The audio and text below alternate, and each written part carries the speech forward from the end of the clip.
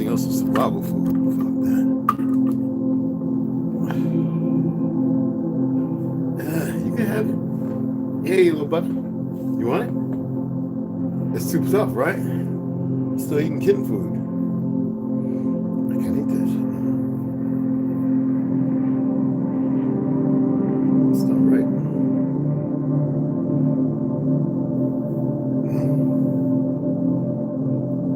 That's not being right. Whew.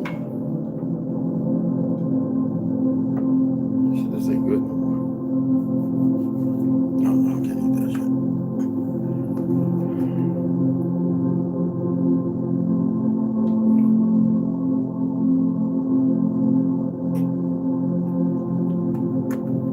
That stuff is not good for the body.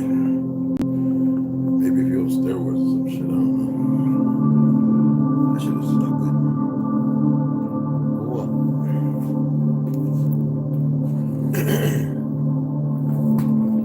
Right, so we'll be next week.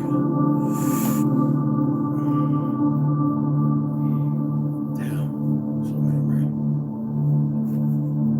As healthy as I am. Jeez, my belly. Gotta close the window because it's getting cool now.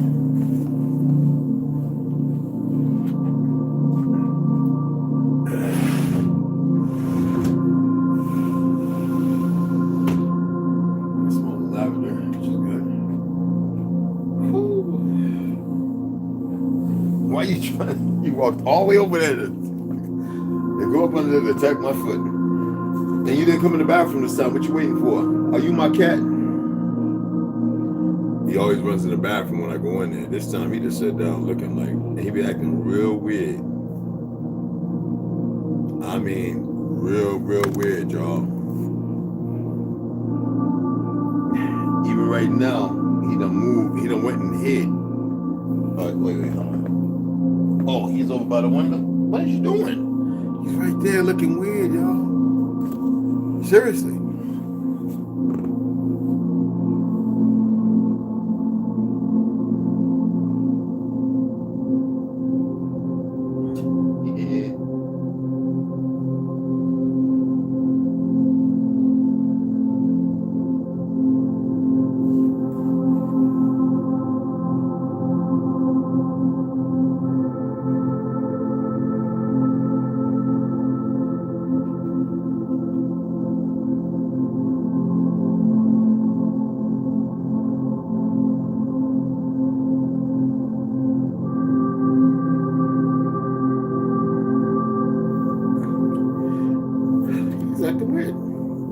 Hope he ain't got one of them little dragon worms from under the earth in his brain that took over and he's just mimicking that shit. He's not doing this. Y'all love him, but he's doing some weird shit, y'all. Dead ass.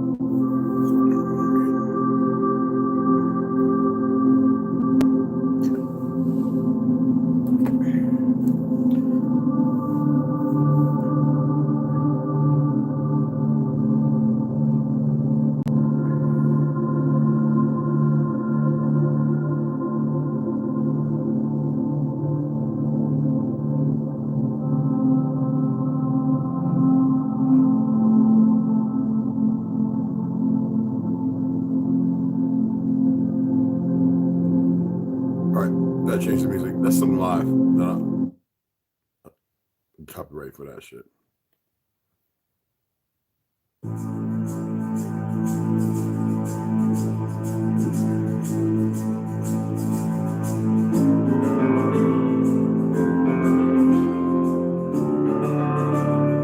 No.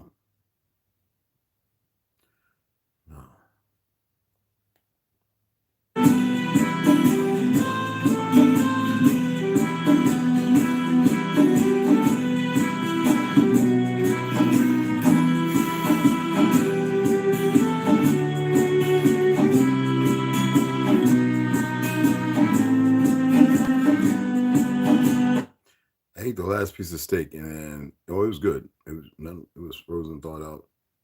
It doesn't sit well with me, people. It's not really beef. It's like bison, but it's not. I can't eat that shit no more.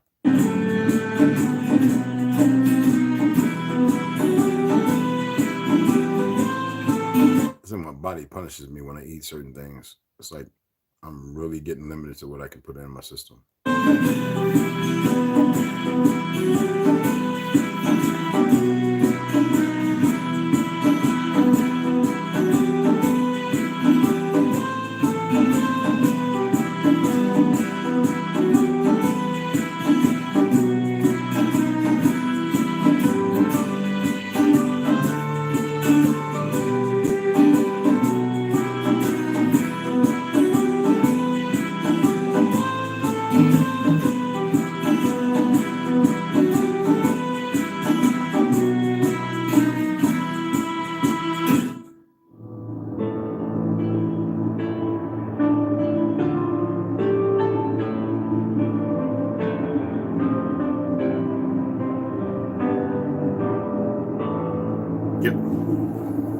Decision made.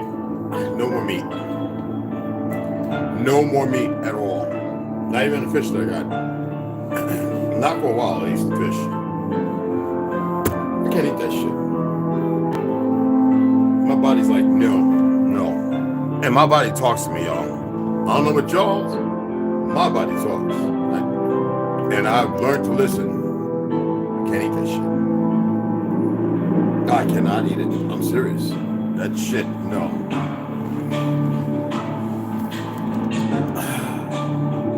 I can't. That is garbage. Even bison. We're not supposed to eat meat, period. I know it. But you know what? Maybe I'm just going to give away whatever else is frozen up there to those, my neighbors. Say, hey, look, frozen. You can have it. No. Freeze dried, like survival shit. You know, between 2 or 3 people, I can mitigate a pack, eat a little bit, and I'm good.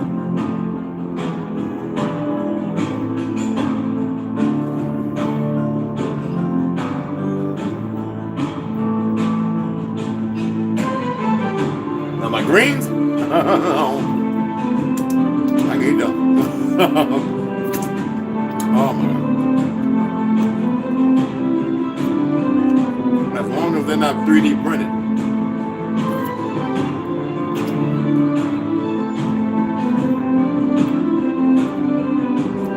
I got like a quarter, like a little more, almost half.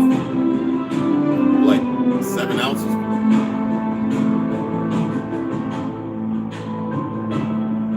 I can't eat it.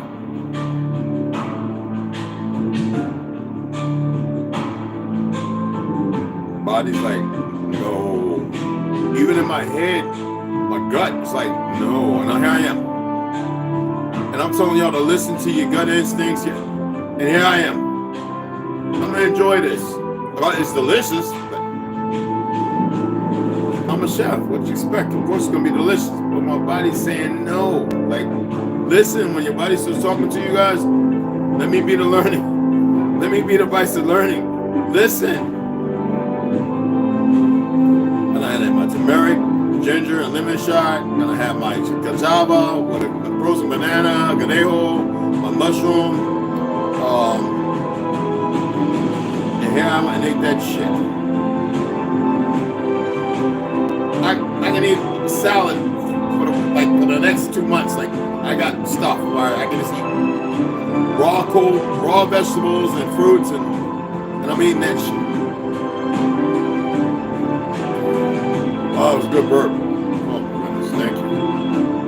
Yeah.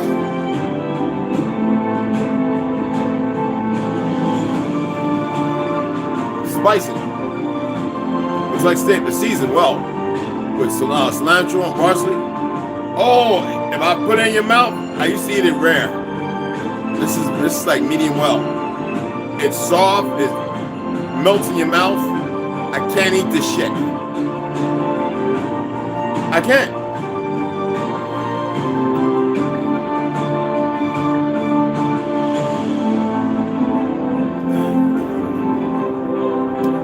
I can't eat it.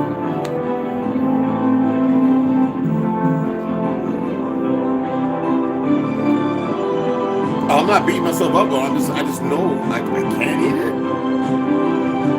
You maybe, 20, 30 maybe. I would advise you not to. I can't eat that.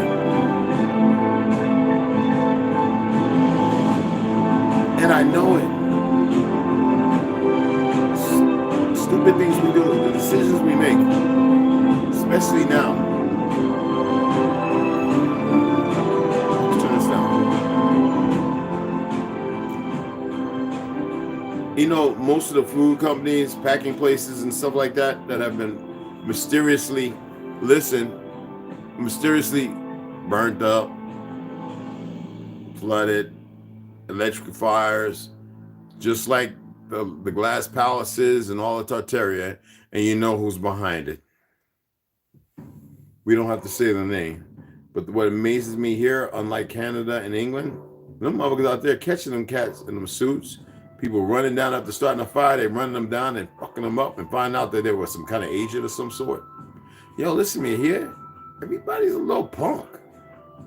Everybody's so tough online, and when they meet one another, when they come across each other, they sizing each other up because they bitches.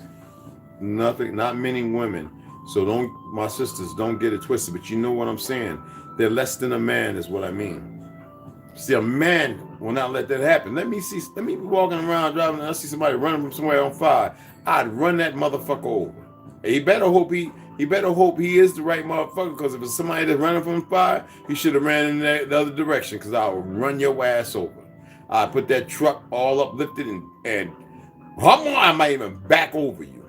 Not sound violent. I'm just saying. I think you destroyed something that make all this badass milk. They done mess children up. I guess they don't want the new children to come in the world with bad milk, unless they're just trying to get rid of everybody and they got incubators with babies already in it. Just let's get rid of everybody, because you know when they start popping out, we don't need nobody here. So we going about our nasty little new world. Allegedly. I'm just saying, I don't know what you know. I mean, if I'm talking off script, and you know what? I know they're not going to stop, and that's the beautiful thing. I know, like, say if I was to go to see the doctor, I know that he has 3 choices, and 2 of them I would side with. One for the benefit, the other one because I know something else, and the other one would be to his detriment, as well as mine, which is fine. But it would be so majorly, all 3 of them is detriment to him regardless, that he hasn't even had to be in that position. But because I know people are not here, for the language sake, people. You know how I feel about some of these words, y'all. It's amazing. I was like, man, I was cooking and everything. I was like, you know what? Yeah, get it, man. And whenever I go out, I always have somebody in my ear, you know, yo, Red, somebody was at your door. What? So I have cameras. I turn ADT off, even though they can look through it. Because I keep them plugged in, you know. But my cameras, I take the cards from Philly, from the 90s, you know, I send them to my boy. And he just looks at me. I don't say shit, I don't ask nothing. I don't worry about it. See, that's what I'm talking about. And these motherfuckers are stupid, y'all. I know you having a hard time accepting what I'm saying. I'm not attempting to make you accept. I'm not attempting to make you believe or see anything. I'm just saying, These motherfuckers are something else.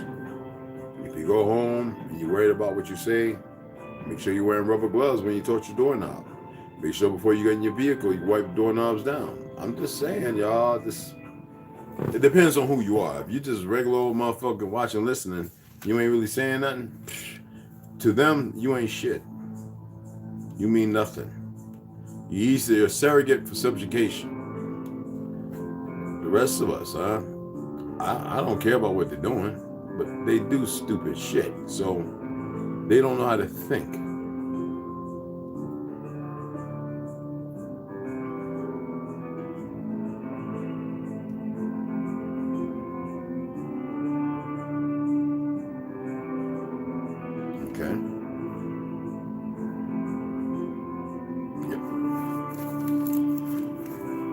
Hold on, we get into it. I'm just clearing my head a little bit. Eating that shit, I want to go and throw it up or poop it out or something. I ain't gonna poop it out today. That's another reason why I really don't like eating meat, because nothing's supposed to stay in your stomach 12 to 24 hours. Nothing. And to me, I poop like 3-4 times a day. Good ones too. The thing is, most people don't. That right there plug a brother up for a little bit. That half, I'm gonna throw it out. There's a couple of dogs that run around out here. They'll love it, and it's not no seasoning on it that's gonna harm them. So I can't eat that shit. I just can't do it, y'all. I really can't.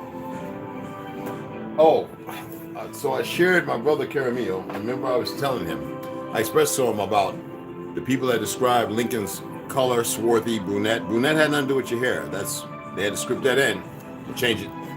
Propeller skins to keep up the lie, the narrative. And then John Calhoun, the person's body where you see the superimposed fake head of fake Lincoln on.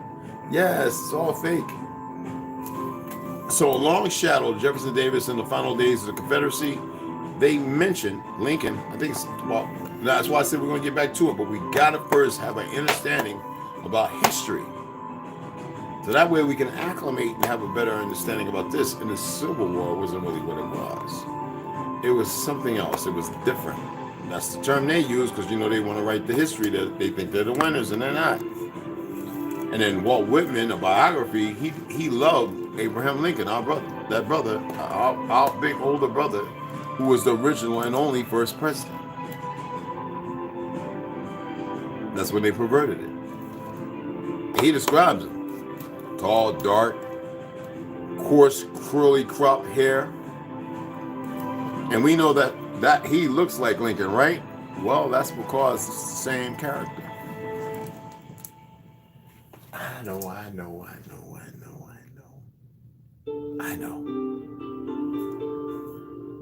I was reading it. Were you any of y'all who watching, paying attention? I'm just saying. Yeah, you ain't getting no more treats, man. You're going to eat that. You got one of the worms in your brain that took over and went through your cortex of your eye and stuck on and is in there and you just mimicking. I'll machete your ass up, bro. We will stop the worm now. Those things are real, y'all. I hate to be the one to let you know there are things in this world you don't know nothing about. When you are so gifted and gifted in the world that you live, gifted in the world you live in, you're not grafted and gifted in or grafted in the world of truth. Take it however you may. I got a burp again. I want to throw it up. I really do. I don't have to throw up, but I can think it and make it happen. It's like when my first wife, I was like, yo, I want to try something. And we're sitting there and I'm like, and I like make myself, you know, you make yourself orgasm without sex. You know, it's deeper, especially when you really love somebody. But you have a lot of pain that you don't know how to unload, so you carry like luggage hidden away somewhere in a cargo that's not hidden away, and it's easy for somebody to trip over and bump into, right? So anyway, let me see. He's playing music, let the time go. Yeah, we're gonna get into it. I just want to make sure this turns out a little more. Man, I can't eat that. My apologies, y'all. I just can't eat that shit. I can't eat meat no more, man. I don't want no meat. I was like, whoa, I'm ready. I don't even want to smell that, man. Oh, man, I really don't.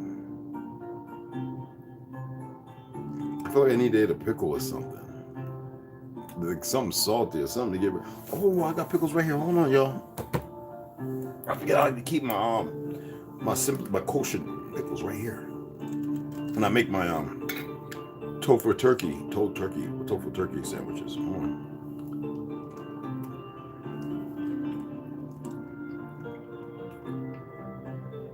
Oh man. Oh, that's good. Oh my god.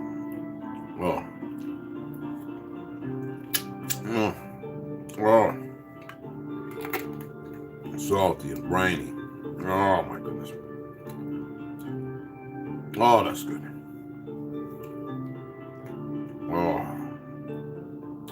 Oh, that's good. Oh, that's good. I forgot I even had them right here. Bottom water jug hidden under my air purifier. Oh, that's good. Oh, that's good. Pickles, man.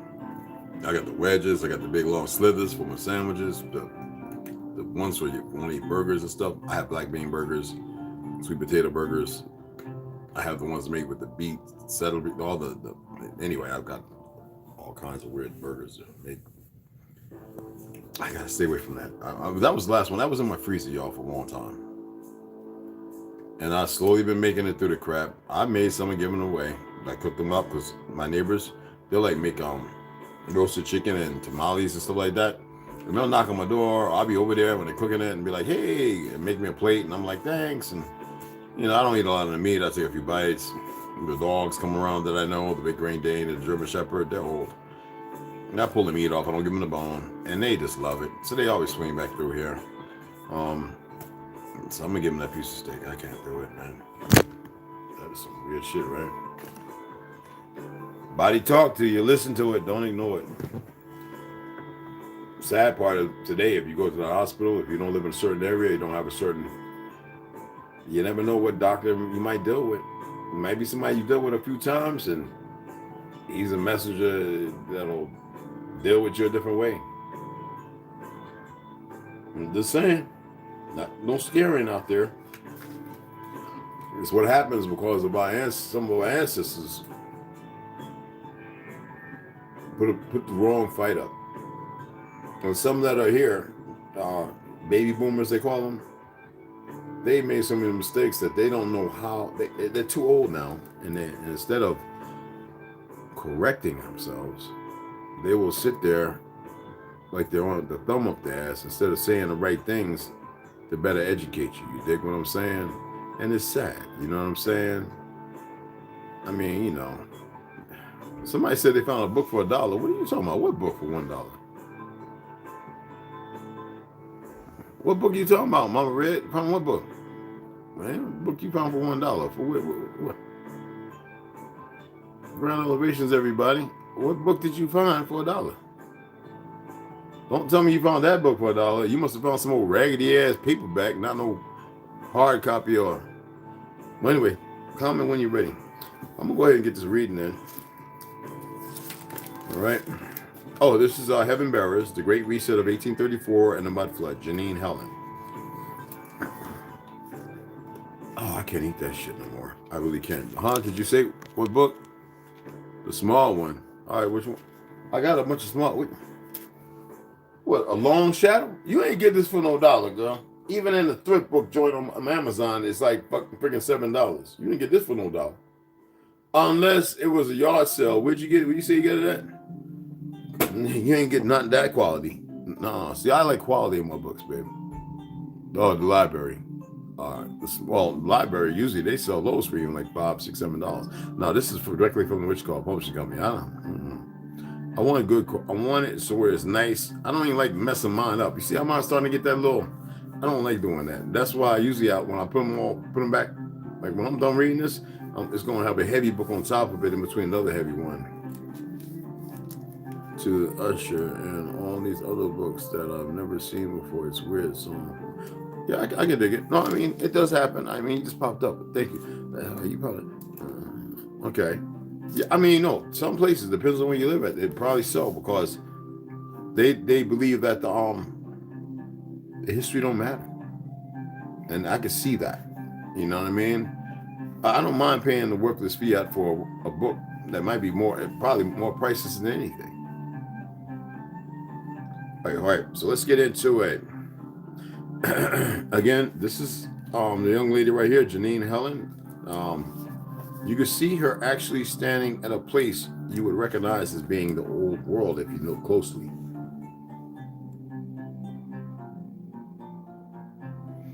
Okay, and remember, she read it from her perspective, fantasy romance, or romance fantasy. Or is it? 4 more months pass by. You remember we finished off yesterday with he looks at her again and the smile disappears from his face and he leaves the room. You know what? You know. So anyway, 4 more months pass by in a flash. She wakes up before the sun is up while the birds are chirping, and she is dog sick, lying on the bathroom floor in agony. And clutching onto a towel, she washes her face with some cold water, and she can feel her throat burning from all the puking. Oh my goodness. Women, I know y'all like, oh, we know that thing right now. Yeah. She drinks some water, but pukes it up within a few seconds. Here, take this. Malcolm is standing next to her with a white linen cloth in his hand, and he hands it to her. He is happy. This motherfucker like a pancake with a bar full of dicks. Anyway, right? And smiling, and she wants to scream at him for finding joy in her misery. You like seeing me sick? Why are you so happy? She asks and places the cloth over her mouth, trying not to puke again. Bonnie has learned to be bolder and more straightforward with Malcolm, and to not fear him like she used to. He has never laid a hand on her, and she doubts he ever will. I am very happy you are sick, darling. He gives her a kiss on the forehead. It means you are finally going to give me a baby. I almost gave up on you there. He jokes and hands her a glass of water. Here, try take another sip. His words make her sick again, and she turns her head away from him and starts to puke some more. He has been a nightmare the last 3 months. He is always grumpy and snappy with her. He is rough with her when he makes love to her, and he avoids her whenever he can, except when he wants sex. He always wants sex. She doesn't understand what she did wrong, nor will she ever truly know or understand him. Malcolm is not like her. She can see that clearly now. She wants to ask him about it, but knows that would be pushing her liberties too far. But now that she is pregnant, surely she can get away with it, she wonders. She decides to wait and see how he is at something. Oh God, dog, red. My stomach, y'all. She decides to wait and see how he is at supper, and then she will consider asking him. Jane serves them their dinner. They are having beef roast with cornbread and a mixed salad. An odd combination, she thinks. She waits for Jane to leave the room, and she lets him eat half of his plate, while she just pokes at her food and barely touches it. What are you? She asks and makes direct eye contact with him, but he ignores her completely. Malcolm, I heard you the first time. He snaps at her suddenly. I just chose to ignore you. He takes another mouthful of his food and then looks up and gives her a fake smile and carries on eating. She drops her knife and fork loudly onto her plate like a child and sits back into her chair with her arms crossed. I'm carrying your child. I have the right to know. She snaps back at him. Malcolm looks up, and in that moment, she realizes she pushed him too far. With one swift movement, he throws his plate against the wall, and it shatters everywhere. She flinches, but keeps her eye contact with him. Inside, she is terrified and trembling, but she tells herself he won't hurt her, not while she is carrying the baby that he so longs for. His eyes are striking and intense, and she can't help but feel mesmerized by them. She leans forward and places both her hands flat onto the table, and after a minute gets up and walks towards him. She walks up to where he is sitting and leans her buttocks on the edge of the off the table, keeping her eyes firmly locked on his. Just tell me, Malcolm, I have nowhere to go, nor do I plan on going anywhere at all. I would just like to know what you really are. It is obvious that we are not the same. Her voice is calm, but her heartbeat tells him she is not really. He swallows hard and breaks his eye contact with her. He remembers Annabeth and her reaction and balls his hand into a fist. She places her hand gently onto his, and he releases his tight grip and relaxes almost completely. She proceeds to sit on his lap, places her hand firmly around the back of his head, forcing him to look her and ask him again, "What are you, Malcolm?" She changes her demeanor to one of understanding, and she can feel his body get less tense. He reaches for her face and rubs his hand over her cheek and kisses her. "You are just so beautiful. Your kind is always so beautiful." People. She doesn't say a word and hopes he will continue. He can see her eyes are burning with intrigue, and it encourages him to continue. "They call us Phoenicians. We are half Tartarian and half heaven bearers. You are a Tartarian? In fact, anyone with blonde hair and blue eyes is a Tartarian." His eyes are watching her carefully, and he is very curious as to how she will react to what he just told her. "I am a Tartarian?" She replies, all surprised, and the realization isn't quite sinking in. She gets a cold shiver and immediately tries to stand up.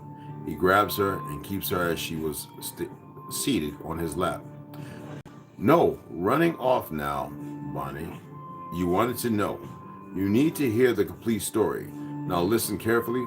Our child will be a human, and that is the goal. This is why I married you. Your sole purpose is to create more humans. They will become our slaves. They will work and think they are free, but their sole purpose is to create wealth for us, and most importantly, for the heaven bearers." He tells her this without an ounce of empathy or any emotions at all. So we know this is fantasy and romance. That's a fact. She's laying some stuff on the line, but she's keeping it in a way that keeps her safe. "What?" She moves her body away from him. "You want our child to become a slave?" "No!" She shouts, and her throat closes up with pain. Why would they put an S at the end of that? Pain. She gets up in utter shock and takes a big step away from him. He pulls an angry face, and she wonders what he will smash next. "Our baby will be no one's slave." Her voice is shaking, and she is upset. "I will not let my child be a slave. Do you hear me, Malcolm?" That's Masonic, y'all. Anyway, she threatens him, and he recognizes that look on her face. It is the same face she gets when she wants to puke. That same look Annabeth had on her face. He plays with his placemat and thinks for a moment. "There are different classes of humans, Bonnie. Our child will be classified accordingly." She doesn't even bother to ask what he means by that. She feels winded, and she suddenly can't breathe. She kept her composure, her composure, and excuses herself and walks outside and looks up at the night sky. The moon is bright, and it illuminates the entire yard. Tears roll down her face, and she doesn't wipe them away. She looks down at her shadow and sees another one approaching her, and her body tenses up at the thought of him touching her. "Please don't touch me." Her voice is weak and full of emotion. "Cry if you need to. Scream. I don't care. Come tomorrow, you will have accepted the reality of what your purpose is and the purpose of that baby. You Tartarians are so fickle." He laughs, and his tone is sickening. She feels the tears pour down her cheeks, and she sits down on the grass and lets it all out. "What happened to my mother, my parents?" She turns her head and looks him in the eye. She now knows the answers to the questions she has been asking herself for all these years. "They are dead, but you already know that." He squints his eyes at her. and tries to ascertain what she is thinking. Did the heaven bearers kill them? Probably. They killed anyone who didn't want to conform to the New World Order. Your parents were likely dissidents, rebels who refused to join the New World Order and follow the new rules and laws. Most of the adults were a threat and needed to go. We kept the children. He sees the pain in her eyes, and although he can't understand her pain, he can feel her sorrow radiate towards him. This is enough for the night. He turns around and briskly walks back inside the mansion. He grabs a bottle of whiskey, notices Jane cleaning up the mess in the dining room, and he wants to apologize, but reminds himself that he doesn't owe them any sympathy.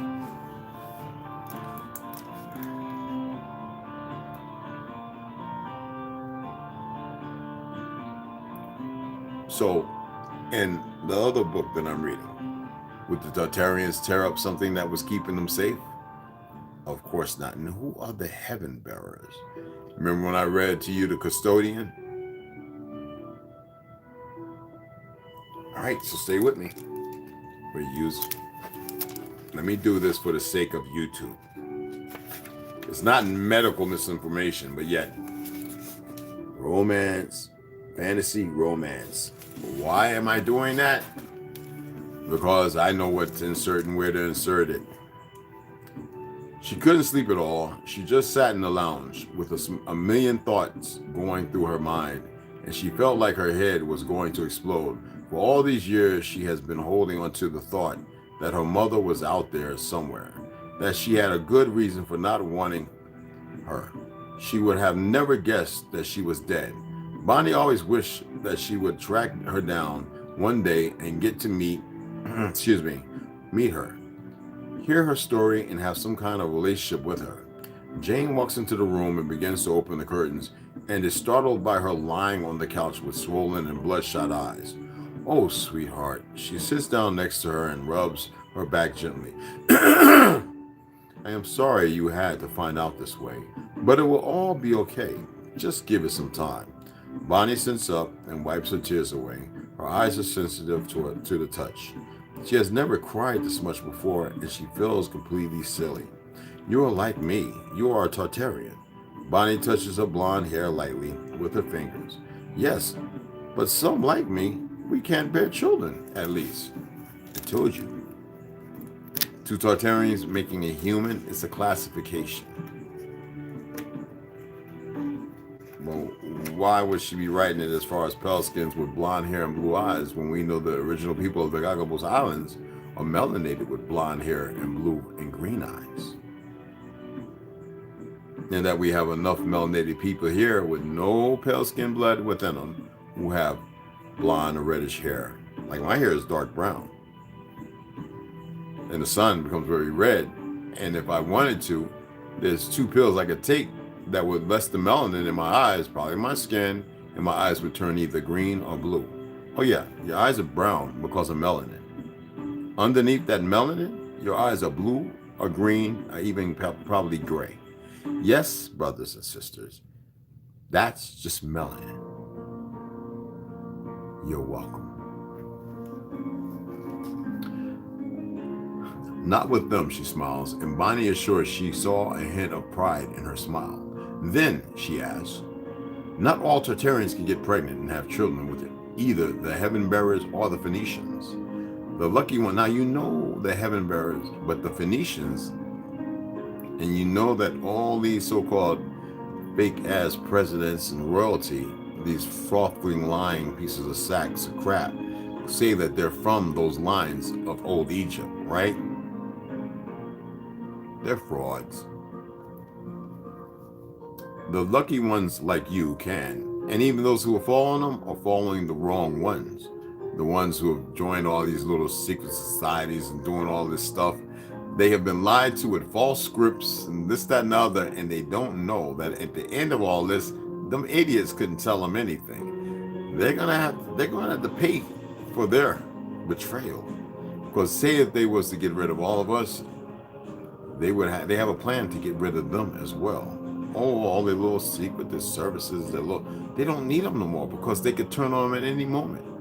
And they have things that they know are out there that would destroy them, and we wouldn't be nowhere around to help and assist. That's how stupid they are. Anyway, no more of those tea. I'm not going to share no more tea. I shouldn't even said that. With either the heaven bearers or the Phoenicians, the lucky ones like you can. She is still smiling, but it is different to the one she just had on her face. Lucky? Bonnie cries out. Lucky? Bonnie cries out. I don't feel very lucky right now. She throws the pillow off the couch and it knocks a candlestick holder over. And it makes a loud bang as it hits the floor, and it makes them both flinch. What does that mean for me? She starts to cry again and blows her nose gently. It means that you will bear as many as my children as possible. His voice is filled with hatred and anger. In exchange, you will be taken care of by me and be given a very luxurious lifestyle. His voice shatters the atmosphere in the room and brings with it arrogance and no empathy whatsoever. If I couldn't have any, what would you do to me then? She shouts at him in anger. I wouldn't do anything to you. You would be given a job and you would be expected to work and live as a human, just like the rest of them. Tartarian living as a human. Our identities have been stolen away for a reason, and all these goofy little Masonic motherfuckers think they're doing something as if they know something, but they don't know nothing, as if it's a privilege, and they made a grand mistake. Y'all really need to listen. He looks at his watch. It is almost 6 a.m. and he snaps at Jane to make him some coffee. He gestures for Bonnie to come to him, but she ignores him flat and turns away from him. He disgusts her and he knows it. Bonnie, listen to me and listen carefully. He walks up to her and sits behind her, runs his fingers through her hair and inhales calmly. You have a job, just like me and everyone else. You do as you are told or you will join your mother. Bearing my child doesn't give you endless privileges. He grabs her gently by the shoulder and turns her so that she faces him. He wipes the last of her tears away and is surprised at how upset she really is. He has never experienced so much pain and sorrow. Phoenicians have no emotions, yet he can feel a sharp pain inside of him that he has never felt before, and he can't explain it. He kisses her softly and she doesn't kiss him back. He kisses her harder and forces her to kiss him back. He needs to taste her and feel her emotions as they radiate from her. His want for her consumes him and he lets himself get carried away. He is suddenly interrupted by a knock on the door. Mr. Harrington, it is time. He pulls away from her abruptly and she watches his facial expression turn cold and hard. He gets up and walks out of the room, leaving her humiliated and alone. Jane tries to make her feel better as best she can. She helps her take a bath and insists she eats something. But Bonnie's exhausted, and goes to the bedroom to lie down. She sleeps the whole day and awakens when Malcolm climbs into bed that evening. She opens her eyes and she can feel just how swollen her eyes are now and notices it is pitch dark. She doesn't move a muscle and pretends she is fast asleep. He moves in closer to her and gives her a tender kiss on her shoulder. One that is so tender, she isn't sure if she is actually dreaming it. And he smells like a warm summer breeze, and she wonders where he has been all day. She turns onto her back and places her hand onto her stomach. She thinks about the baby, and she is strangely aroused, knowing it was Malcolm who got her pregnant. Women, don't be weird like that. If I was to get you pregnant, it'd be different. She shakes her head, and the baby would be very important. She shakes her head and tries to push the thought away. I hate him, she tells herself, and I will never love him. She can't shake the thought and realizes she wants him suddenly. She lifts her nightdress off over her shoulders and turns him onto his back and hastily climbs on top of him. He grabs her by the wrist. He is surprised by her actions. Bonnie, what has gotten into you? He gasps at her and can feel how eager she is. This better not be X-rated. Ain't no children here. She leans down and starts kissing him, and she lets go of her arm. And he lets go of her arm. Oh, God. Her mouth and hands are full of passion. So much so, excuse me, guys, my stomach's bothering me a little bit. So much so that he feels, what you doing? Momentarily overwhelmed by it. He flips her over and lays her down onto her back gently and slows down the pace. He kisses her neck softly and her hands trace up his back. And she pulls him in close and he knows he needs to have her immediately. Hello everyone, welcome back. Oh, Molly. She lies there for a few minutes waiting for him to fall asleep and notices his breathing is soft and shallow. She sits up in the bed and looks over at him. Malcolm, she whispers. He doesn't move. He is finally asleep and she goes downstairs and looks for something to eat. She is starving and she can smell something delicious in the kitchen. She opens the fridge and finds some leftover chicken pie and cuts herself a generous slice. She eats the piece of pie greedily, but isn't satisfied and looks for something sweet to eat. She scrounges around the kitchen. I've seen that a few times. Kitchen, opens a few cupboard doors, but can't find anything. No cake. She pulls her face and scratches her head, wondering what else can she eat. She eventually finds a small tin of chocolate chip cookies and eats a handful of those. She feels much better and decides she needs to go for a walk and get some fresh air. She grabs a coat and a pair of shoes and walks down the street. She butt naked under there, and it is quiet. Everyone is fast asleep. And it is strange not to hear the children giggle and play outside, and suddenly flinches with fright at the sound of a terrifying screech as she remembers her first night here and waking up to that exact sound. Malcolm said it was from a bird, and that means something bad will happen. She looks around for the owl, but can't see it.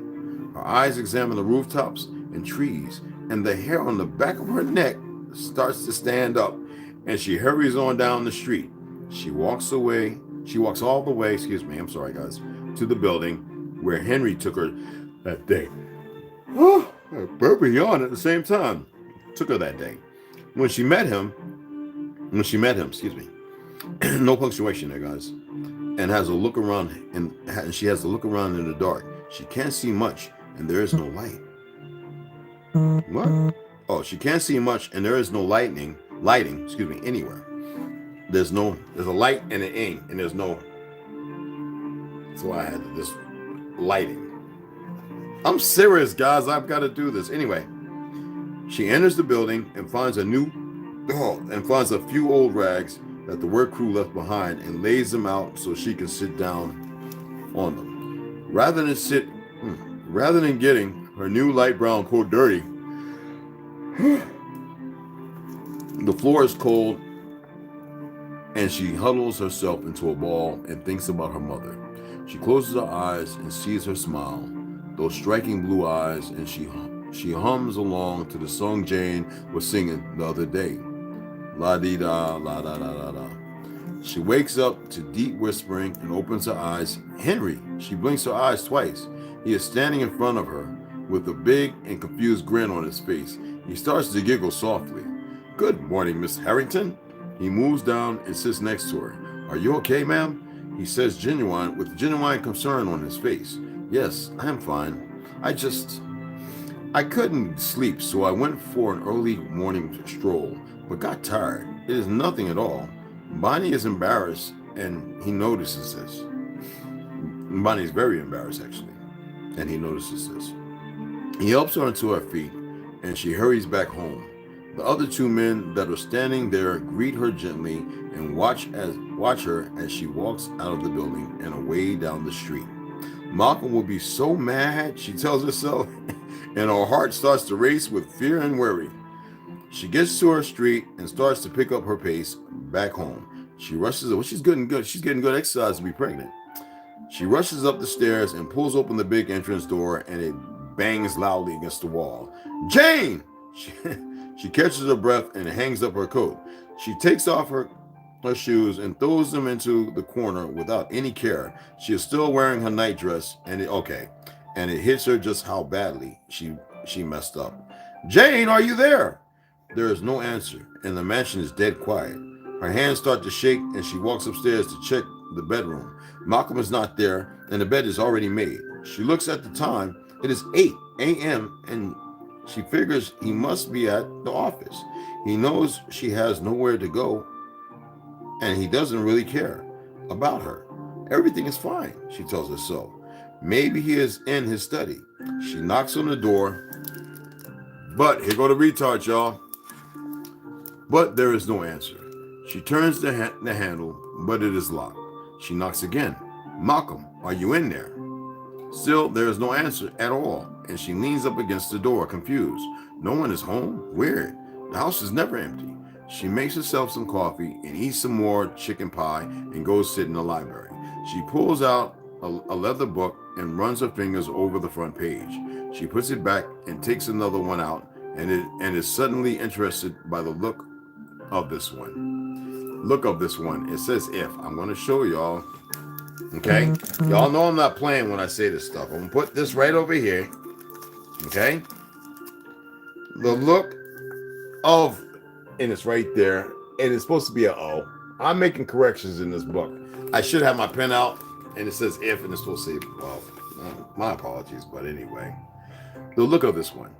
The book is heavy and has a gold cover with red writing, and it makes her think about that grand hotel where she met Malcolm.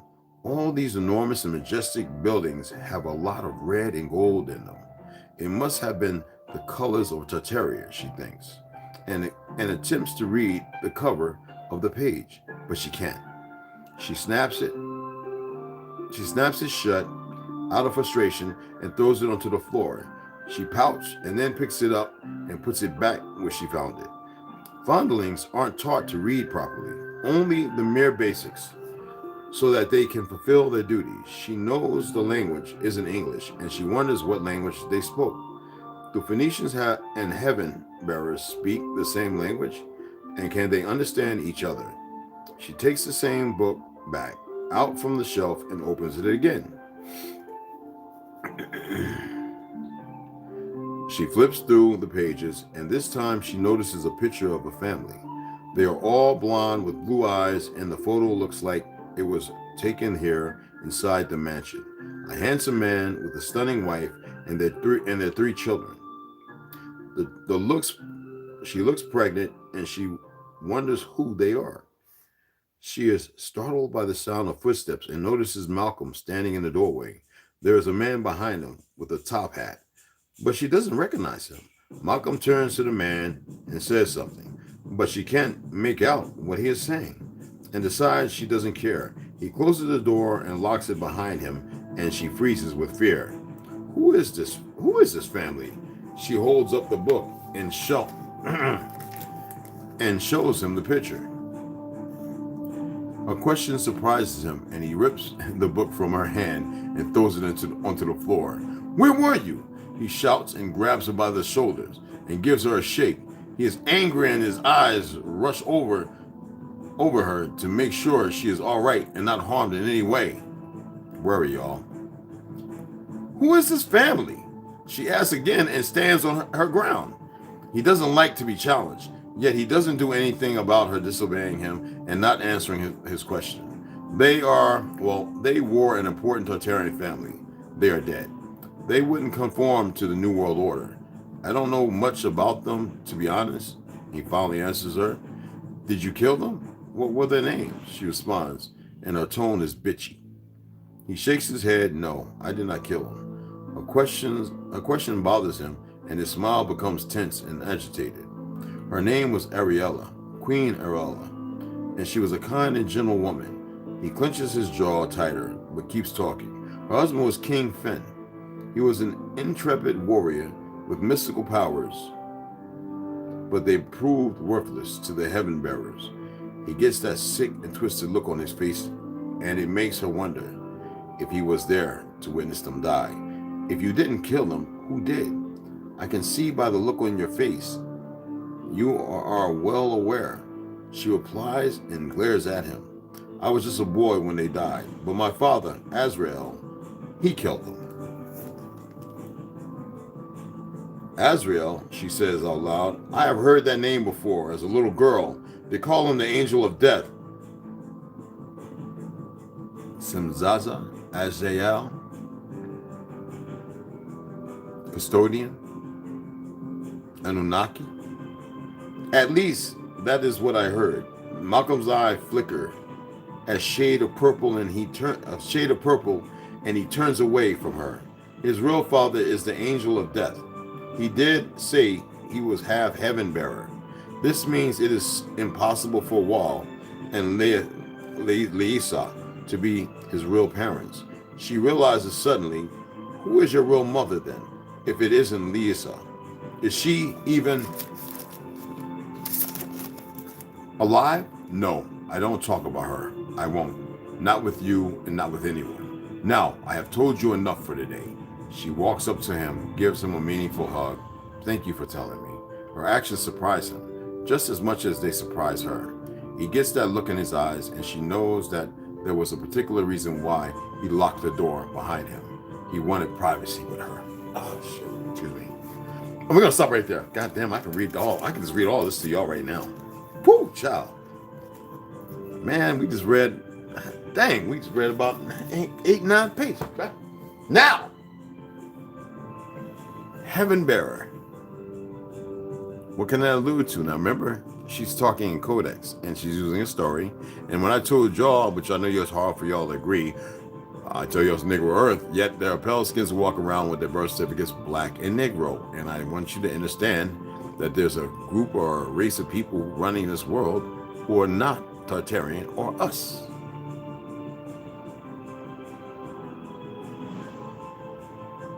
She's speaking in code, and I love it. Now, oh, not you, motherfucker.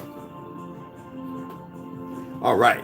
Exposing the Expositions, 1851-1915, revised 2021 edition. Yes, sir. Oh, man, this is good. This is the kind of reading I like, y'all.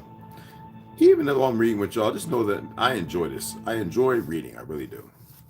I really do enjoy. I know my voice sounds a little off because my stomach and eating that shit. I'm not eating. You know what? I should put that in a bag and just.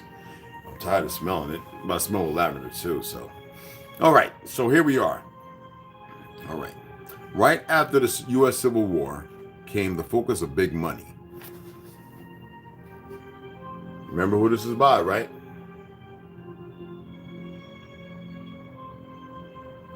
All right.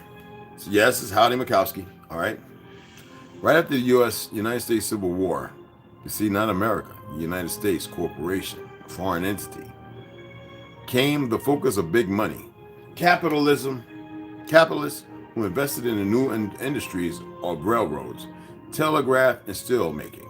It was these new rich elite who were the ones to fund these fairs. The wealthy supporters of world's fairs were interested not only in showing off their private wealth, but also investing that wealth in a medium that they thought would help rebuild. Now, you know, after the Civil War, you know what that was about. Well, you know who they had to kill, right? They had to kill the brother that was in charge, Lincoln. He was the original only first president who was actually a king. That Washington and all that shit before that is nothing but pure fucking bullshit, people. Now, let's get back into reading. The wealthy supporters of World's Fairs were interested not only in showing off their private wealth, but also investing that wealth in a medium that they thought would help rebuild, literally reconstruct, the American nation after the Civil War. At the same time, they wanted, according to Rydell, to propagate a particular view of the world that insisted on the presumed fact of Anglo-Saxon superiority. Remember what I stated? Over 6 million pale skins came to this country.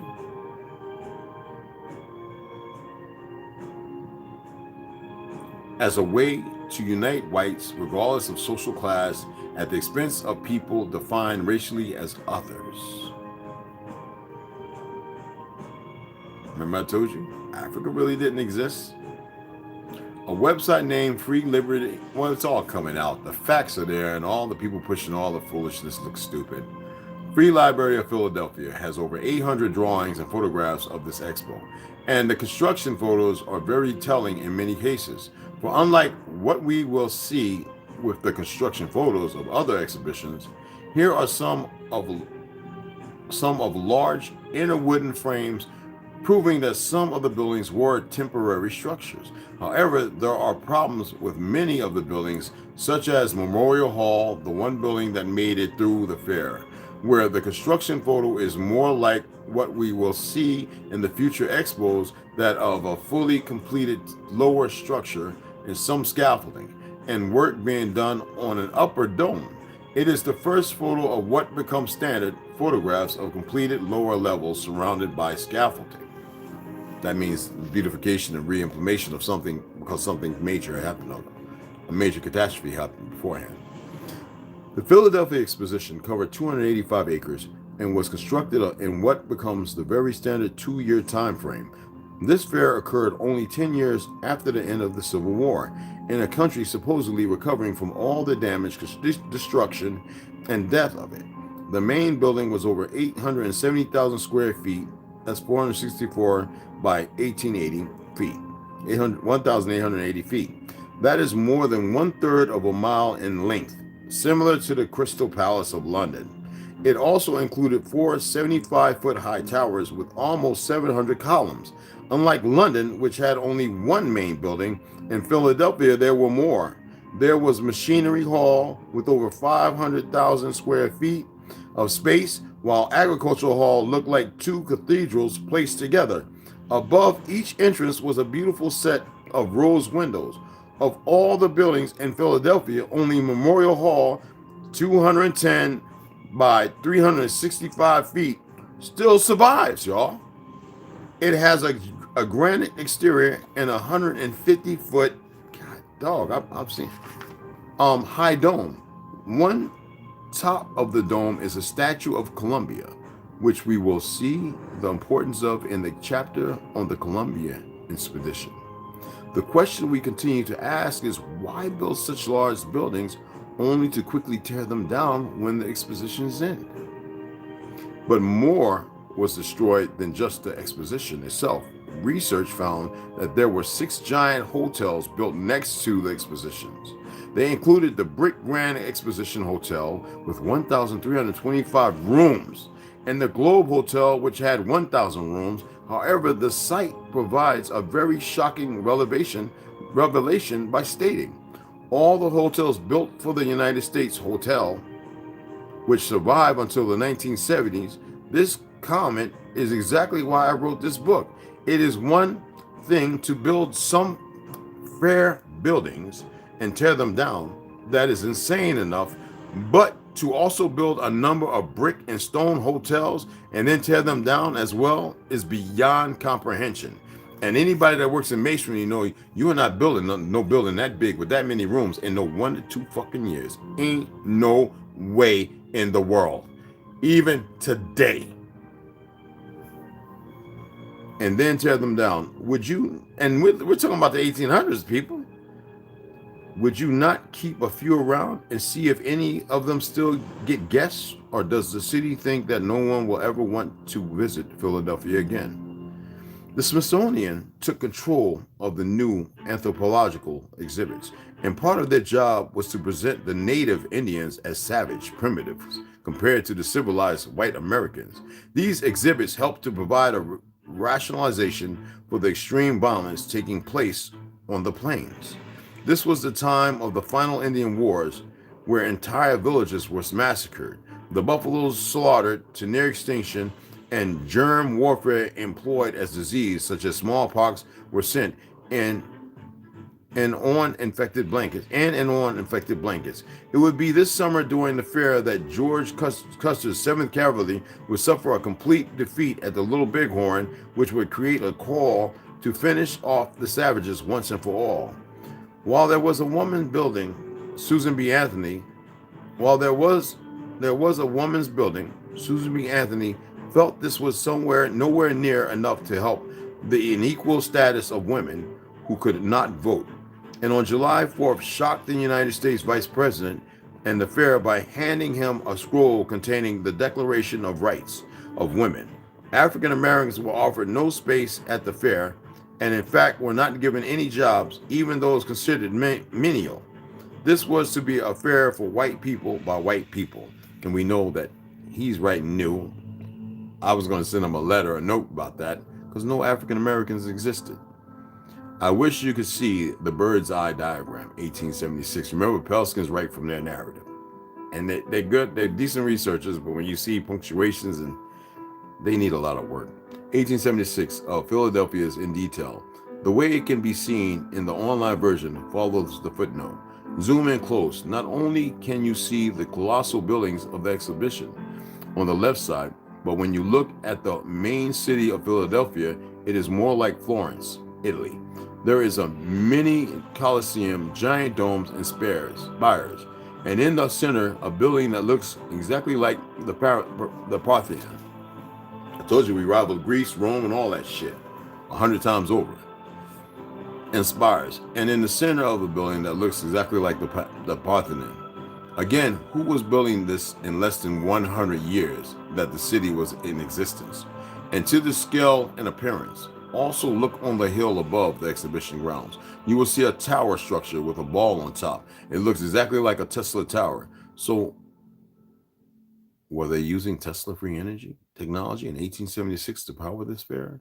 The fair was a failure financially, as were most of the previous world's fairs, with the exception of London. And you know, at each one of these fairs, it was this one melanated family that would show up before they even opened it.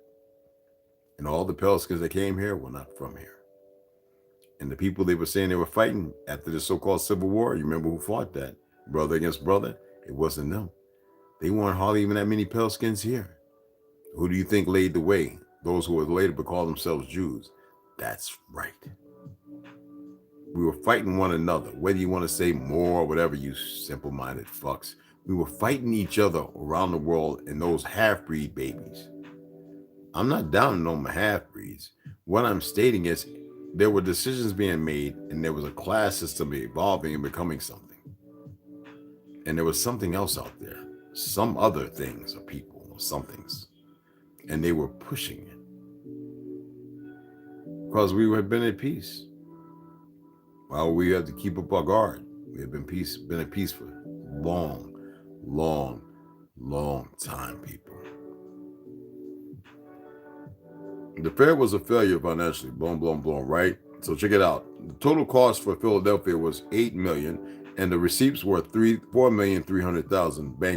Bancroft wrote in his book that even with the money lost, it is not, however, on the basis of dollars and cents that the success of such an effort can be estimated. He is claiming that the fairs are losing a lot of money, but that it is not a big deal. So why are they having them? We know what rich people like most is staying rich, or why, or how.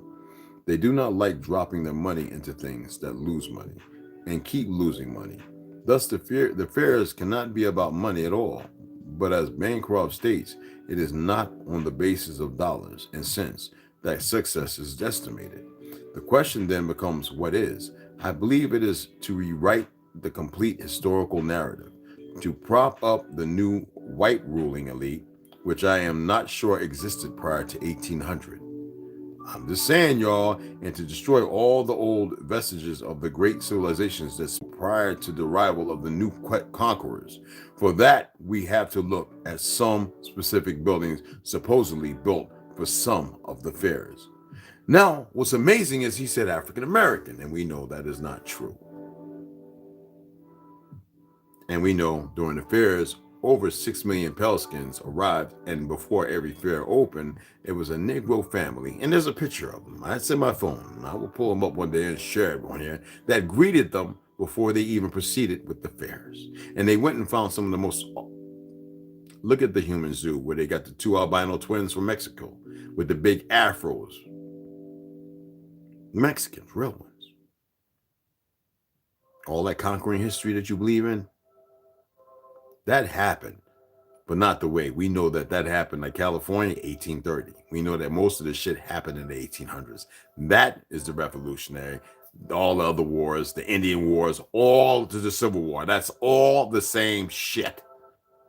Even I was wrong about the 1300s because I read too many books that implicated, but they always pointed in another direction. I was saying something ain't right here. Why did they have us believing Paul Revere, who was a traitor, was the one that alerted us to the redcoats? When they come to find out, the one that was alerting us to in the 1800s to what was happening was a brother and a pale skin, a mulatto. That's facts. I wish a damn CNN, one of these fake motherfuckers, would come over here trying to fact check me. I got the receipts, you motherfuckers. Anyway. Now, the picture's supposed to be down here, but the image didn't show up. Yes, I'm going to make him a note. I'm in writing, y'all. But here's the one over here on the other side. The Hotel International Barcelona, 1888.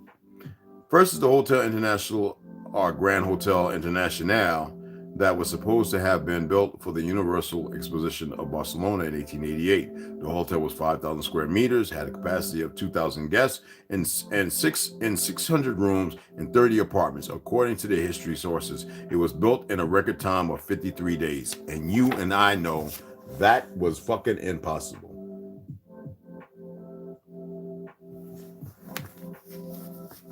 Now, I seen one story with an attic house built in Louisiana that took over 2.5 fucking years. A friend of mine who's a YouTuber, and he does hunting and fishing.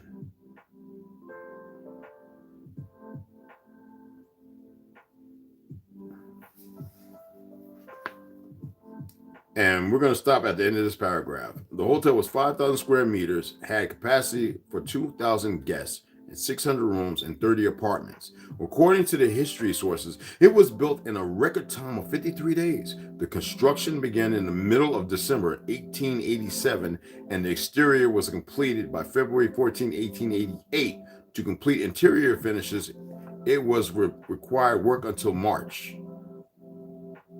That's only a fucking month, people. Anyway, in the middle of January, it was decided to work at night using 18 large electric lights. So the 650 masons, electric lights. So the 650 masons, 100 carpenters, and 40 plasterers could work around the clock. Like all of these amazing expo buildings, it was a temporary facility to welcome visitors to the exhibition and was demolished once the fair was over, supposedly modeled on the Ritz Hotel in Switzerland. It was obviously meant to cater to a high-end guests. No, it was for them to go in there to see the new world that they were going to acquire and then to destroy it, to write in a new narrative, as 1984 book George Orwell stated, and in his quotes.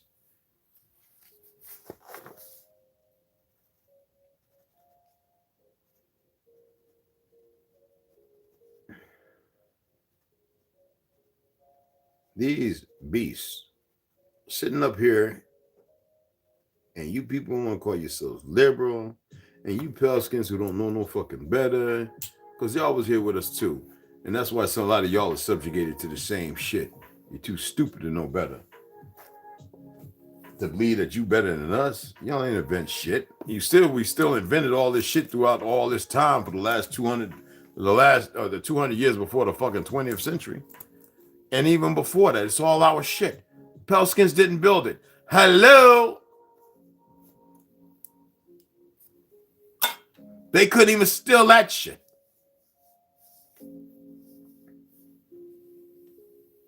They didn't know how to make it, so they had to go to the people that did. And then put patents with fake faces and turn around and still write the books, Library of Congress, which you can pull out, that shows we pretty much invented everything, even up to the goddamn cell phone, the nigga in Detroit. The GPS, the sisters. Come on, man. When are y'all going to put away your little motherfucking scab ideology? Anyway, I appreciate everybody stopping in.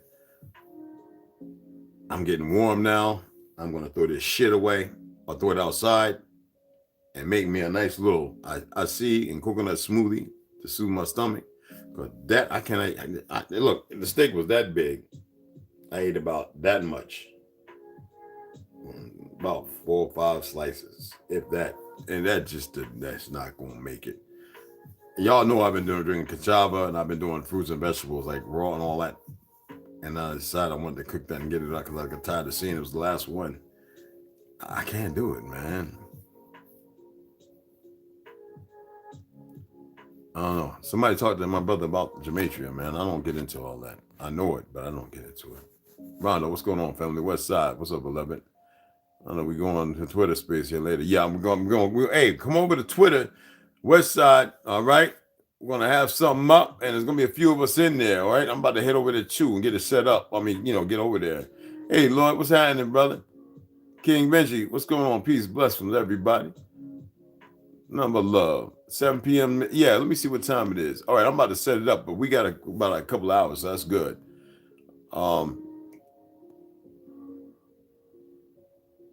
Yeah, on the Twitter, y'all. I'll post a link and send it to your phone. Okay, good. It'll be there. All right, that's what's up. ABJR, what's cracking? All right, Mama Red, what's up, beloved? Oh, excuse me.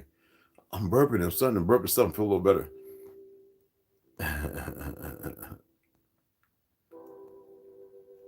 Yeah. Mama Red show up on the site. It's like, yeah. Well, I know that's right. Equator 7, what's going on, beloved? Big Pontiac, what's happening, man? My apologies. It don't be nothing, but sometimes two things will pop up, and I'll be like, okay, people's talking, somebody's in here. Most don't poop 3 times. Plus, I know y'all know that's Mama Red. Y'all better listen.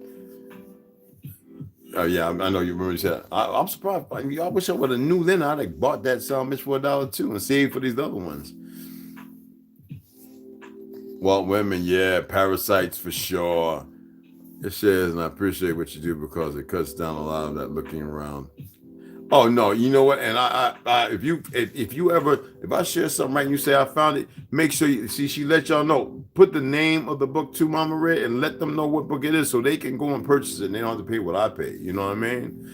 You know what I'm saying? I appreciate that. And Peru, what's going on? Some of my family members as they get older. Her eyes turn blue. Yes. Well, I've got a couple family members who theirs turn kind of grayish, like not cataract either, and blue, like my grandmother. Peace, fam. You already know.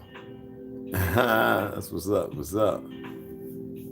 Yeah, here they gotta send that. I think that's the Joe Tola Turkey. What's up, mama? That's a bless. Oh, it's so good to have you back. I appreciate having all of y'all here, man. But that 50, let me, you know what? I'm gonna pull something up because you know what? You just sparked my interest or something because I've got some books on gematria and stuff because before it became a thing even on YouTube, before YouTube existed, me having that Dutch bloodline, they used to always have asking us questions about, do you understand what gematria is, blah blah blah, and I was like, I don't get into that. I guess I'm not gonna ask you no more. I guess it's too hard to drop a few dollars in so I can purchase some of these books that I want to purchase into the Cashapp. I don't like begging nobody, but it amazes me. We do ourselves so bad, and even with the ones who really want to help, I'm grateful. I remember when Sean Bell passed away, was murdered. I was down in Florida and came up to New York, come up to Jersey and went over to New York. And I went, and then even the African brother, when they murdered him on his porch, talking about a wallet was a gun, bullshit. And I donated to each one of those. I believe it was like over $500. No questions asked. It didn't matter. And here I am, read books for y'all. And so it's a team effort to see the unity. And I'm grateful to the loved ones I shared who have shared. But the rest of y'all act like it's something so hard. I can dig though if you don't have Cashapp. I can understand that. But wow, I watched a lot of other people, like I said, people that do like stealth camping and stuff, and literally motherfuckers be sending them like $400-500 just for beer for like a 1 day night shoot. I'm like sitting there going, here I am, like, but I could dig it, man. I could dig it. It's sad. It is what it is. Okay, I want to pull this up. I wanted to see. I know about like. All right, I'm gonna throw this out there to you.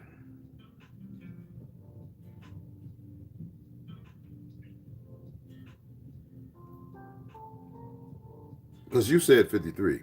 I don't know what that is. But in the Hebraic, as far as the Hebraic, not Hebrew shit, that's a movement. The calm value in gematria is 54. The calm.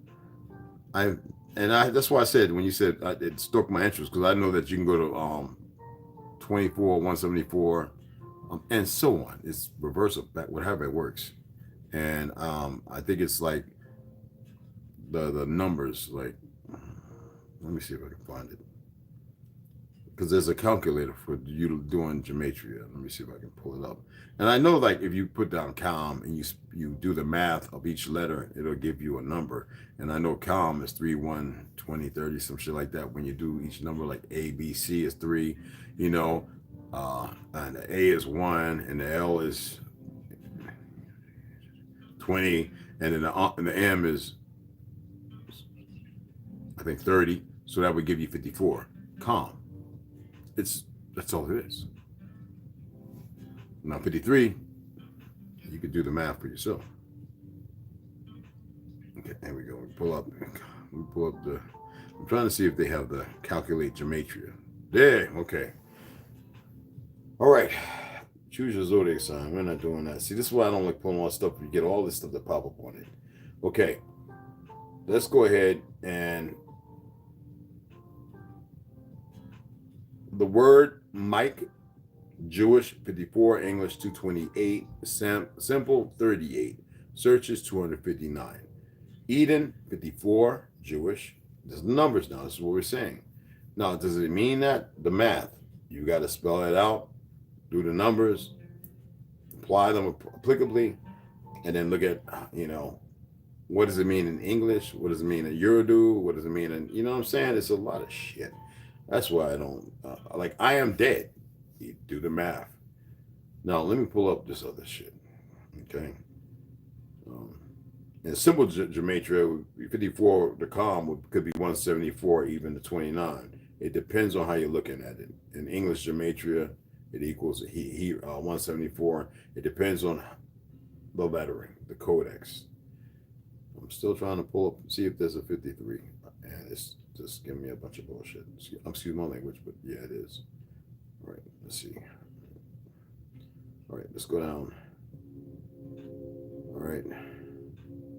53. It won't let me type it in. And I know it's on here. I don't want to see Cashapp. Why does Cashapp pop up?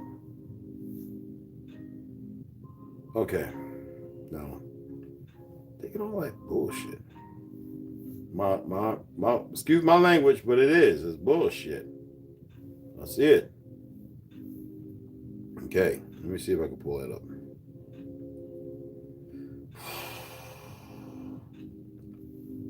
There you go. Hell.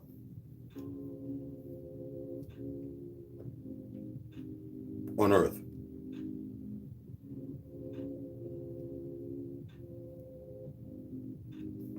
There you go. I knew there was a reason why I didn't want to pull that motherfucker up. And it always pulls up Cain. And this is something I've seen before. Felicia. Hey, Felicia. Hell, right? Lamb. Who is the Lamb of God? Who is God? I'm just saying, I am He, as in the fraud. I can. Dagon. Keller. Holy shit. Ha ha ha ha ha ha ha. I'm not kidding, y'all. Ambika, Mahadi, Amida, it goes on in Inca, China, Oba, Lilac, Caden, Jenna. This is an even dance. What kind of dance? Remember, with dance, hand, and bank, right? Called to, dance and hand signals. What are we seeing? what dance is always saying now. Look at Mary J. Blige dancing like she's a zombie. So what does hell mean? Now you got to remember, we're talking about Yiddish. We're not talking about the original Hebraic language. We're talking about this thing that has these vowels. So you got to be mindful and careful of playing this game. It's like testing the Ouija board. Remember what I said. Our ancient language. Stolen away at night so we don't speak it. So these motherfuckers could propagate themselves and put a spell over us. And I told you we are Tartaria. We are Tartarian. Well, you believe what you want. You ain't got to believe me. I don't care. But to grab yourself and call yourself a human, your younglings, a child or a kid, to all mean beasts of the field and animals for slaughter. What's it going to take to make y'all say, okay, well, fuck all these platforms. We're at war. We need to fight, instead of sitting there running your mouths? That's what I thought. Just like the same way you sit there and you want to come over here and do the fire circle and learn some shit, but you want to sit here because some of y'all are agents. Well, the ones that come in and look. Don't think you're slick, and don't think you're not known. All right? I can't eat meat. And that's me attempting to force it to be normal. I can't eat meat, people. I really can't. Fish, I always loved fish. I love swimming. I love catching fish with my hands, too. We're going to leave that right there. Anyway, let me go ahead and throw this shit outside because I am tired of smelling it. I really am. It's making me nauseous. All right? It's making me nauseous. It really is. Let me take y'all downstairs and let y'all see. I want y'all to see something. Okay? Let me put my sneakers in because let me put this shit down. This more right there fell off my plate. Let me pick that up. Nasty shit. I can't eat that shit. That shit is bad for your heart too, man. And I know better. Should I put my Timberlands on? No, I'm gonna put the Nikes on without no socks. I gotta wash my laces. I got like 3 bags of laces downstairs. I gotta put some new laces in here. I hate when the sock. Oh, there we go. I hate when my sneakers get turn it right on. Get my laces get all funky looking. So I get the little black marks and shit.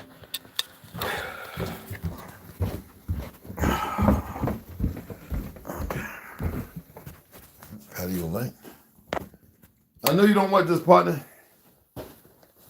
I don't throw this shit outside. Excuse me. It's dark, guys. I don't like lights all in my house. Besides that, I have night vision, so I don't give a fuck. I have night vision and I have thermal. So you fuck around if you want. Put this shit on this. I gotta put that in the water because that looks nasty. I don't even want to smell that shit. Excuse my language, I really don't. I gotta make me some tea too, guys. Let that run for a second. Throw this outside. Let me see. Oh shit! I had the window wide open. And they can see up in this motherfucker. What you sneaking your head out around the corner for, nigga? Oh man, that shit got my feeling kind of weird. All right, what's happening? All right, let me show y'all right quick. Let's get this for the dog. The dog will love this. The dog will come around. The dog will eat all this up and put it over here. This is where he puts.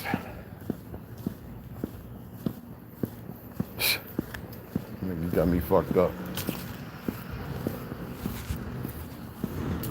I ain't got electricity like that. So put this over here. That's a little wet. There we go. There we go. Oh, shit. Damn, Christmas lights all in my damn blinding me and shit. So right now, it's a little fuego out here. I mean, it smells like fire, like smoke. And tonight, with all that gray, you can see, right? They've been spraying, but you see that right there? That is not a star. I wanted to show y'all this. The other night, it was over there. That right there, that white light. If you can see it, I don't know if the camera can pick it up. That white light, it was over there. And before that, it was over there. I know the direction over there and where the park. Now it's right, and that is not a star, y'all. That's not a star. And even with these eyes, I know, because it's just not a star.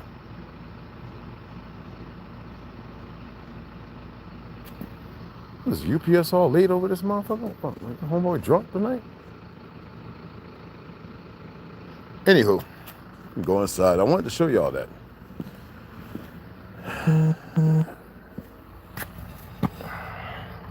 This motherfucker next door always talking. All of a sudden I said hi, he ain't say shit. That nigga better be careful. If he don't know, he'll know real quick. That's all I got to say. Why you stick your ass out the way? This was outside in the front, man. You act like I went away for like hours or something. That UPS guy is late in the motherfucker, cuz. I wish he had my package. Anyway, let's turn this water off. Get these laces right here. Oh, yeah, baby. Why is it saying rotate? I'm like, unbelievable. Put this in the sink. Hold on, Bubba. Let the water hit this too.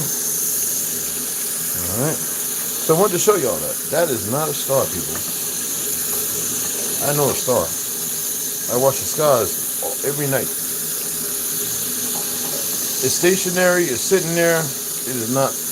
The moon is not out. You will see the moon. Regardless of the portals and everything. Because it's supposed to be a moon right now. That is not natural.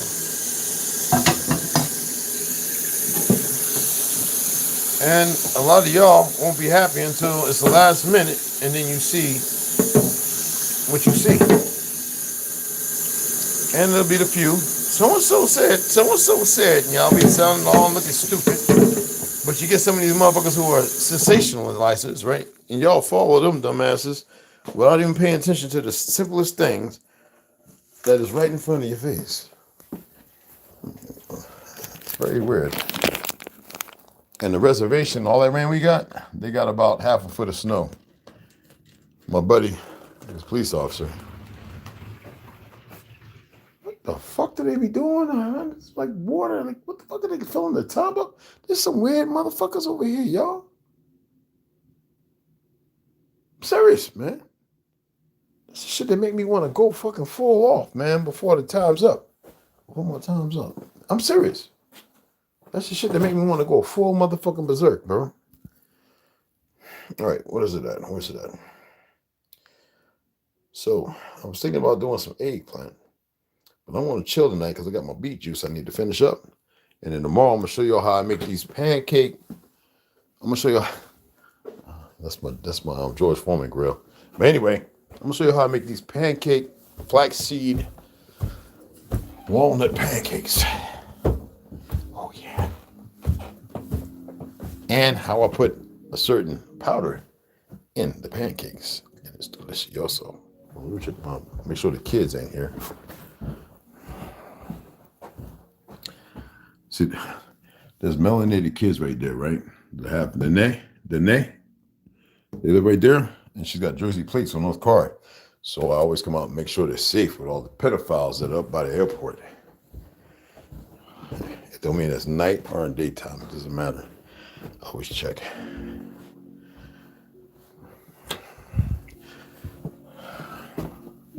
These motherfuckers next door are weird, y'all, for real. He's here working, but they be doing some weird shit. So I'm grateful for everybody coming in. I gotta put my shoelaces in, y'all. These are like, I got like 12 packs of Nike shoes. I know everybody's cursing and burning up Nikes and shit. I don't have no Adidas, and this is all I got is Nikes. I ain't burning them motherfuckers up. Fuck that shit. I ain't buying no more. I'm not gonna buy no more Nikes for the rest of my life. I had these motherfuckers. If I decide to make it to 100, if I decide to make it to 150, I'll have these motherfuckers. Anyway, I think everybody coming in. I appreciate you too. I appreciate all of you. I love you guys. I hope I didn't bore you too much with the reading and my little just expose. I like to keep things as normal as possible. Tomorrow's promised, but it's not guaranteed or promised to you. What is promised and guaranteed to you that you don't have to be in the state, the same mind, don't have to be complacent. It'll all be known in the end. The idiots are going to idiot. You know what it's like to conquer, believe you conquer, to subjugate, to subvert, and be in a position to know some things that most people forgot or don't know. You feel powerful. And that's polluted them. It's poisoned them. And they done forgot. They done flipped up and got stuck in their own vices. I can't say no more than that. So y'all be careful. You mind your manners. You mind your ways. All right. It's sad that some people have to see some things. Some of y'all seeing some things. But don't ever become part of that. Don't ever become part of that, because they're going to have to answer to everything. Everything they have done. And there's not going to be a safe place anywhere. And I'm talking about in a split hair of a second. Nowhere. They will be drawn to something they will not be able to conceive or conceptualize, because they've been living in these perversions. It don't matter what they are, who they think they are, what they made themselves believe they are, what's been done, what they've done to themselves. It matters not down to the last increment of a hot ember in a fire.